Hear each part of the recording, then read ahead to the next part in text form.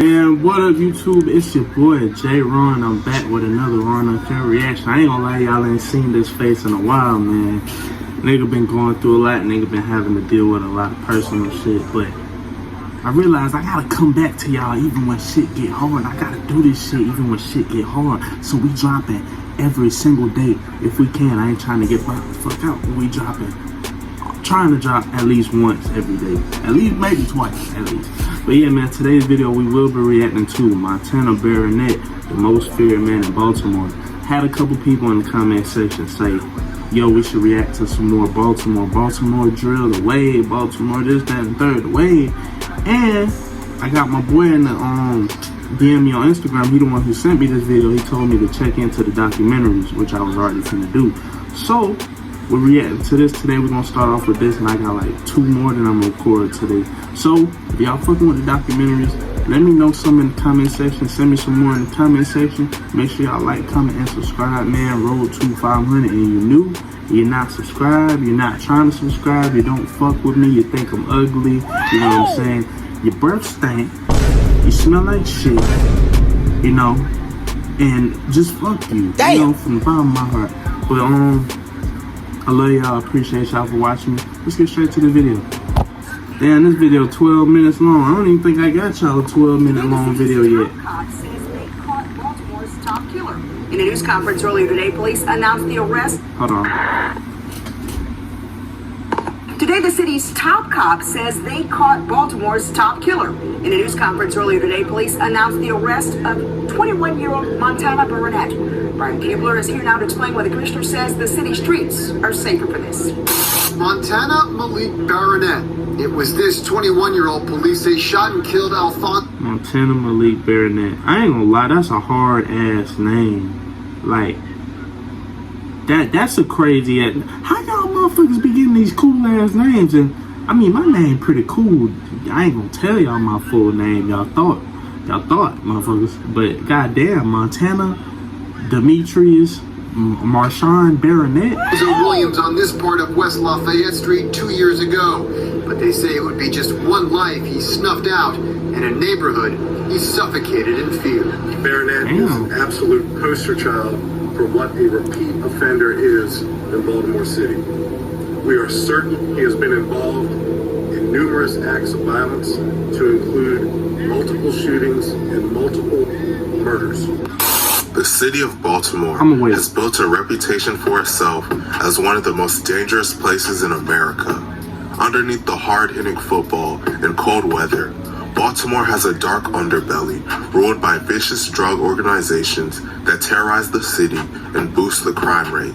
The subject of today. Dang, so like, is it really like really that bad down there in Baltimore? Like, do niggas do shit really get wicked? Like, do they really be stepping on shit? You know what I'm saying? Do they really begin like that? Because I already fuck with Baltimore because they accent, like the way they be talking that shit be fucking like fuck it to you, dummy. Fuck it, are you stupid, dummy? Fuck it, nigga. Just got me your bibilities on the fucking tubes. Shorty, you go play with a Philippian tubes. Bangle a time, diggle a dang, am I diggling? But a boat I took in a footload tag. Fuck you, digging for dummy. Fuck is you take for dummy. Stupid, motherfucker like you. Like, that shit be killing me, boy. So like, I could just imagine a nigga trying to run down. Bring the pots. Fuck with you, nigga. Shit, you fucking nothing. Like, bro, do they really get down like that? Today's video was like Marlo Stanfield from The Wire in real life. Who the fuck is that? He was the leader of one of the most violent drug operations in Baltimore. And that nigga look like Meek Mill. That nigga look like Damian Lillard. That look like Pop. I don't know who these other niggas look like. But he look like Franklin Saint off of Snowfall. I ain't gonna lie. We might just actually have Franklin Saint in real life. And this nigga is staying in Baltimore. Hey, yo, Frank, can I get $10? Fuck no, baby! A smile on his face. He was rumored to have been involved in up to 19 murders and was convicted of 6 of them. In fact, the police named him this. My bad, I keep pausing, y'all. We ain't even a minute in. Let me check. He was rumored to have been involved in up to 19 murders and was convicted of 6 of them. In fact, The police named him the city's #1 trigger puller. The subject of today's video is none other than Montana Barronette, and today we're going to be telling his story. But before we get into the video, please be sure to like and subscribe. Montana Barronette, also known by the nickname Tana, was born in Baltimore, Maryland in 1995. He grew up in an area of Baltimore called Sandtown, Winchester. Sandtown, Winchester is one of the roughest areas in the whole city. According to BaltimoreCity.gov, over 50% of families there are living below the poverty line, and over 86% of children there were born to single-parent households. Growing up, Montana pretty much had to fend for himself. His father was a Jamaican immigrant and got deported when Montana was just 4 years old. Damn. His mother was always out roaming the streets and was rumored to be a drug addict. You can't say my boy deadbeat though. If he got, look, it'd be different if my nigga went to the store to go get some milk. But he was just walking down the street one day and they took my boy and locked him up. Still a black king. Still was trying to beat her, you know? Baltimore is a city full of drug dealers, and in an area like Sandtown, Winchester, those are the only people making real money. Naturally, a young boy without guidance like Montana would look up to them and aspire to be just like them. When he was around 7 to 8 years old, Montana and his brother named Terrell Sevels would get involved in the drug trade and start doing favors for drug dealers. Eventually, when they were young teenagers, a member of the Black Guerrilla family named Davon Robinson recruited them to run one of his drug operations in Sandtown. Over time, Montana and his brother would go on to start their own crew called TTG, standing for Train to Go. The TTG crew grew to over 300 members. And I know who TTG is. Let me know if y'all thinking about the same TTG I'm thinking of. They were making over $50,000 a week selling drugs and doing murder for hire. Despite the money he was making, Montana wanted to be respected and feared by those around him. This would lead to him becoming more and more violent, and he would soon grow into a cold-blooded murderer. On May 3rd, 2014, Montana would kill for the first time. On this day, two sisters were hanging out outside of their home in Sandtown when Montana walked up to them and made crude comments about them. He basically told them that he wanted to smash both of them, and he told one of them that their thighs were exposed and Cub was a freaky little young nigga. Brett just walked up to him, they just scrolling across their day. Hey yo, I'm trying to smash that. Oh! And look at the smile. I would be scared. Pause. But look, I know they were scared to say, no, look at this nigga. That she needed to cover up. The woman would kill for the first time. On this day, two sisters were hanging out outside of their home in Sandtown when Montana walked up to them and made crude comments about them. He basically told them that he wanted to smash both of them, and he told one of them that their thighs were exposed and that she needed to cover up. The women were offended, so they chirped back at him. Montana then responded, telling them that he does what he wants. The girl's brother, named Alfonso Williams, was nearby, and he joined in to defend them. He told Montana, yo, you don't talk to my sisters like that. That's not the way you talk to them. They're not hood rats. Montana responded and said, my bad, and that he was just playing. Alfonso then attempted to make peace by shaking his hand and inviting him to come over later that night to watch a fight. He backdoored that man. Damn. Hours went by and it was now nighttime. Alfonso walked out of his house to wait for the pizza delivery to get there, while Montana pulled up carrying a gun and shot him 9 times. Alfonso was shot in the chest, arms, and neck, and was transported to the hospital where he was tragically pronounced dead at just 23 years old. This would only be the beginning of Montana's killing spree. Montana was close friends with a rapper named YGG Tay.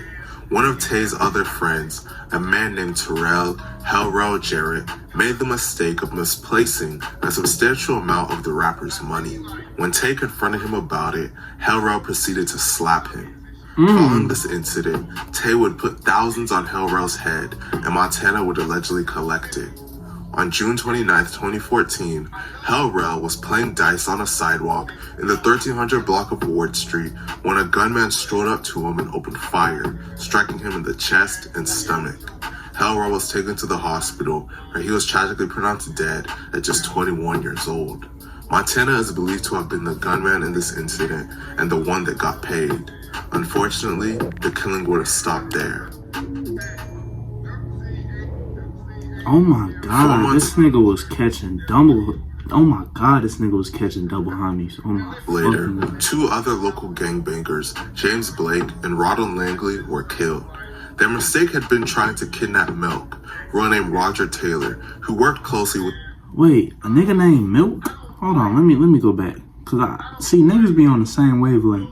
Cause it's a gangsta ass nigga named Milk.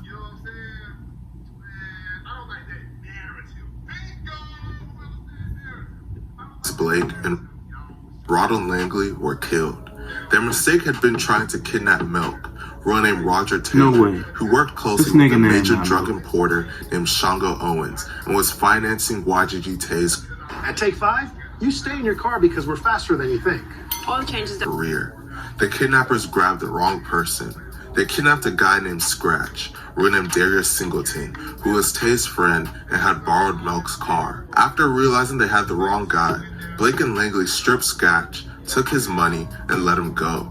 When word reached Milk and YGG Tay, a bounty was offered. Both Blake and Langley were shot dead. James Blake was just 24 years old, and Ronald Langley was just 22 years old. Montana and another TGG member named Binky, a girl named John Harrison, were named by witnesses and on social media as the likely triggermen. Langley was set on fire afterwards. His blackened remains were discovered in November behind a West Baltimore elementary school. The killing would continue.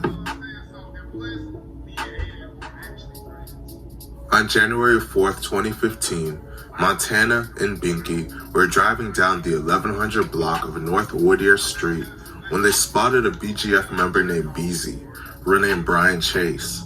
Montana and Binky had been looking for Beezy because he told someone that there was money on Binky's head. This enraged members of TTG and made them want to kill him. When they spotted Beezy, Binky hopped out of the car and shot him multiple times. After being hit, Beezy started to crawl away towards a fenced yard when Montana and Binky pursued him and finished him off. Beezy was shot a total of 14 times. He would later be discovered by the police and transported to the hospital, where he was tragically pronounced dead at just 32 years old. Montana and other members of TTG would follow this incident with a horrific, broad daylight triple homicide. No way no way this nigga got to somebody auntie too. What did she do, man? Why would you do that to her? Nigga, hold on. No. The deaths of... Oh, I thought that was 4. I seen 3 pictures, but they named so long. I thought it was 4 people. Oh my God. In June of 2015, an And attempt he looked like he don't have no remorse in the world. One day, he was riding a dirt bike in the streets when bullets flew by him. Fortunately for him, none of them struck him. Montana believed that a BGF member named Dirty, a girl named Lamont Randall, had sent the shooter to try to kill him. He would proceed to gather up a crew of TTG shooters to go and kill Lamont. On July 7, 2015, they found him. On this day, Montana and his TTG crew pulled up in 2 vans in the 900 block of West Fayette Street and spotted Lamont in a crowd of people. One shooter hopped out of each van and shot into the crowd and hit Lamont. Lamont was shot 17 times, but 3 other innocent people were hit in the crossfire. A woman named Jacqueline Parker was shot 11 times, and a man named Gerald Thompson was shot 19 times. A 4th victim named Ashley Johnson was shot as well. Lamont, Jacqueline, and Gerald would all tragically be pronounced dead. Lamont was just 39 years old, Jacqueline was just 53 years old, and Gerald was just 34 years old. Ashley survived her injuries. Montana was believed to have been paid $10,000 for being one of the gunmen in this murder, before finally getting caught. Damn, this nigga was crashing out for easy 10 bands, nigga. Damn, and the craziest part about that, I mean, 10 bands is a lot of money. Let's not get that fucked up. But that's not as much money as most niggas offer for that shit. Some niggas will offer your ass about $250K to go blame a nigga. He was taking that shit for 10 bands. So you know he don't give no fucking world, nigga. He was doing this shit for the thrill of it. Nigga was not just doing this shit for the money. Montana would be linked to one more murder. Oh my God, God rest it soul. This nigga was a menace. Montana and TTG were even willing to kill members of their own crew if they felt they had been crossed. A TTG member named Thug, who named Antonio Addison, had been associated with a man named Andrew Johnson. TTG believed that Andrew was cooperating with law enforcement, so they wanted to kill Antonio just for associating with him. On May 25, 2016, Montana and TTG members found Antonio in front of his grandmother's house in the 1200 block of North Carey Street when they shot him multiple times. He was taken to a hospital, but he was tragically pronounced dead at just 22 years old. Montana had been quoted by an informant as having laughed about the murder and saying that Antonio deserved it. Montana had consistently been named by witnesses as the gunman in murders, but the police could never get enough evidence to charge him. Eventually, this would change and Montana would finally be brought to justice. Montana was officially arrested. Damn, white man happy to put that black man in jail. But he was a cold-blooded shooter. But goddamn, this white man looking a little too happy. He like, I done caught me one. I done got me one. He like, fuck, bro. But he also like low key. They say accidental arrest. He was like low key. I can make it out this shit. I just got it. It's cut. On August 19th, 2016, while coming out of a movie theater, he was 21 years old at the time of his arrest. He was charged with the murder of Alfonso Williams, and the police were trying to find enough evidence to charge him with over a dozen more. In the official announcement of his arrest, the police called him the city's #1 trigger puller. In early 2017, Montana would be released from jail by accident due to a mistake by the employees. While he was in jail, the feds decided to pick up his case. Due to the feds picking up his case, his state charges were dropped.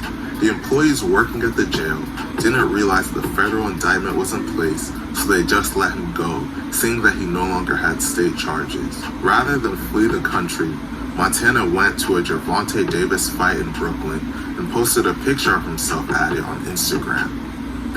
Damn, that shit crazy. Imagine out of everybody just being in there, you know what I'm saying? Everybody in there enjoying the fight whole time. They not knowing they in the fight enjoying these motherfuckers box. They in the motherfucking center with a stone cold, no remorse heavyweight champion of the young niggas. He was out here blaming niggas for fun, and y'all niggas in the room just happy as hell watching niggas get knocked out. He finna knock y'all with them hollows, nigga. Oh my Police were able to track him down the next day. And he could just get mad. A nigga can bump into him. He just start suspended. Everybody. Today your ass is gonna die, bitch. Say goodnight, motherfucker. Montana was suspected of many murders, but the police were able to gather enough evidence to officially convict him of the murders of Brian Chase, Marquez Jones, Lamont Randall, Gerald Thompson, Jacqueline Parker, and Antonio Addison. Montana wasn't the gunman in the March 2015 murder of Marquez Jones like he was in all the others, but he was charged for being the getaway driver. Montana was ultimately sentenced to life in prison. Once again, this lifestyle just kinda got swole. Shit, I'm trying to get like that. It's so pointless. You create a drug empire and make all this money, but you kill so many people and destroy so many lives in the process that you can't live peacefully. All of the work that you put in is rewarded with a cold prison cell for the rest of time. Let me know what you guys think about the situation in the comment section. And please be sure to like and subscribe. Thank you for watching. But yeah, YouTube, that's it for today's video. Let me know how y'all feel about this reaction. Let me know if y'all want to see more in the comment section, you know what I'm saying? I told you I'm trying to get into looking at more documentaries because I look at a lot of this shit on my own time because I like to stay informed and shit. But I want to bring this shit to y'all too. So run this video up, Make sure y'all go like, comment, and subscribe. If you're new and you're not trying to subscribe, you smell like shit, and you should definitely subscribe to me, because this channel is all about being raw, it's all about being uncut, and it's all about being real. We fuck with everybody. If y'all let me know something in the comments, y'all want to tell me, y'all want to talk to me about anything, come to me, man. I do this shit for y'all. I love y'all. I appreciate y'all for watching me. Road to 500. I'll see y'all in the next video. Peace. Gang.